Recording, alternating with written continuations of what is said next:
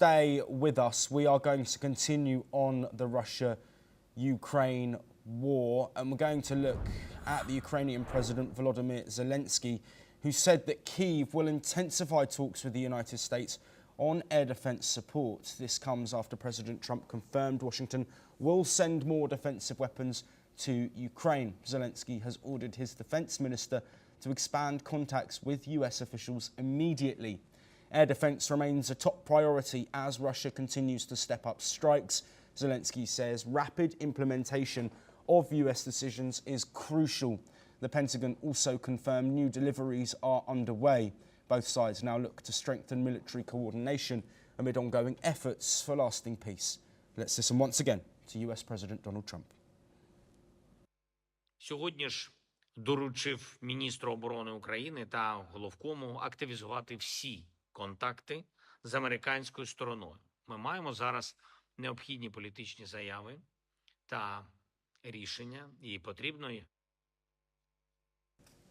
Well, that, of course, wasn't US President Donald Trump. That was Ukrainian President Volodymyr Zelensky. Meanwhile, French President Emmanuel Macron reaffirmed Europe's unwavering support for Ukraine during his address to UK lawmakers in London. Speaking on the first day of his state visit, Macron underscored the importance of unity among European allies in defending Ukraine's sovereignty amid ongoing Russian aggression. This is what the French president had to say. This is why, together with you, Mr. Prime Minister, we decided to launch last February this coalition of the willing you mentioned. And this coalition was just the signal that Europeans will never abandon Ukraine, never. Well, joining us once again to discuss these comments that have been made, Shruti Das Gupta. Shruti, let's first look at Volodymyr Zelensky and his comments, looking at these defensive missile systems, the Patriot systems, which the US said was in short supply of. They had less than 1,000 rounds of this ammunition, but Donald Trump has changed that stance after Hegseth and the Pentagon paused some deliveries. Why is it so significant for Ukraine to have these US-made defence systems in the face of attacks on civilian infrastructure? The Patriot missile defence system is going to help them block the ballistic missiles that Moscow is likely to launch in their quest for aggression and increased dominance in the region. And this is the only system that they know that Ukraine can have access to. But coming back to your earlier comment that US stockpile of Patriot missile systems is down to 25% of what it should actually be. So US is not going to send it directly. Let me go back to the series of phone calls that happened last week. Before Trump spoke to Zelensky, he spoke to the German authorities, and thereafter he spoke with Zelensky and he pledged a larger defensive backing for Ukraine. And Zelensky himself spoke to the German authorities and he was very happy. So what I conclude from all of these phone calls and the actions and words that are being said is there is a battery of the Patriot missile systems that are there with Germany, and they might be loaned to Ukraine to protect itself when its civilian infrastructure, energy, generating structures as well as important facilities are under attack. So Zelensky is obviously very happy with it, and this will put a significant amount of pressure on Russia to come down to either bare brass tacks of hitting as hard as they can wherever they can rather than just targeted systems and important infrastructures, or come back to the talking table and try and resolve this faster so that this 3-year war comes to an end in a way that is acceptable to all parties. Yes, and Shruti, before we move on, of course, French President Emmanuel Macron, who is in the United Kingdom at the moment, talking about continued support from European nations, Western European nations.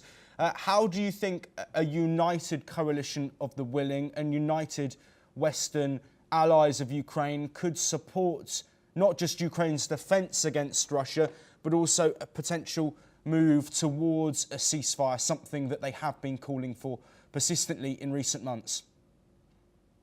The other nations of Europe under this coalition actively start engaging with Russian troops, then you have World War III on your hands, because now it will not be just two nations fighting, it will be many nations fighting amongst each other, and it will turn into a very murky situation where the right from wrong will no longer be as visible as it is today.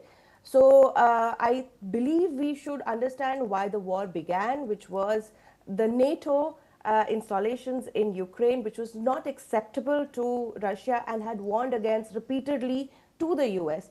And NATO and the other European nations were in support of NATO installations. If we look at it in parallels with the Israeli and Iran war, Israel's attack on Iran was justified because it was a threat to its sovereignty. Iran's nuclear ammunition was a threat to its sovereignty, and the West supported it. Now, Russia's attack on Ukraine is not supported by the West, even though the NATO installations, proposed NATO installation and alignment would have led to a threat to Russia's sovereignty. So there is a dual standards at play here, and if the coalition starts to join in terms of military force and not just aid, it will turn into a very bad situation, forcing the entire world into choosing a side, and a global phenomena of World War III. Yes, Shruti, just very quickly off the back of that, I want to pick up on your statement talking about countries choosing a side and a potential further escalation. Is that not already the case, given the fact that Russia is allied with certain nations, and we know the coalition of the willing with Western powers, and building off of that, if there is troop involvement from other countries, like we're seeing with North Koreans in fighting with Russia against Ukrainians, how could that escalate this conflict and bring in other nations? That is a very, very important question. You see, the minute European forces start, right now they're just fortifying their borders to ensure that Russian aggression doesn't spill into their own regions. But if these forces start acting from those very borders towards Russia, that is where the escalation turns into a global phenomena and a World War III situation. The North Korean forces that have been loaned to Russia to fight are fighting from Russia to Ukraine. The war doesn't spill out beyond these two borders. But if these particular nations beyond aid start doing it, it'll turn into a groupism of sort, which will de facto show that other Western powers are ready to engage in a more horrific fashion that is not good for the world. Shruti Dasgupta, thank you ever so much for providing your insight on an ongoing war that we will continue to cover here on NewsX World. But from a European conflict to one taking